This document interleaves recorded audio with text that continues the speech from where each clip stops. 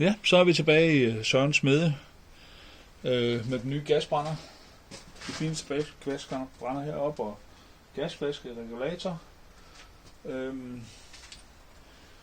Og så skal man bare åbne lige så stille her. Skal jeg lige have lavet det? Det er smart der.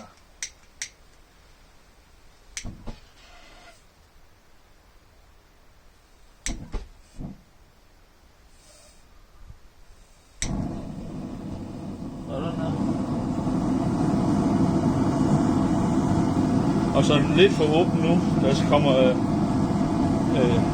låger i begge ender. Så den er følsom over for vinden. Det er ret følsom over for vinden.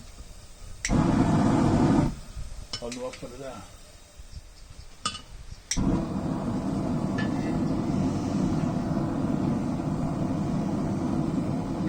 Men ikke desto mindre kan vi godt varme jernet op.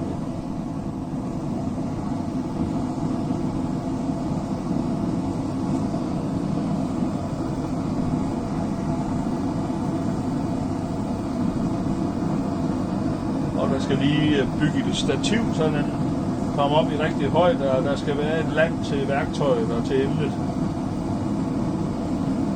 Og det allervigtigste nogle låger.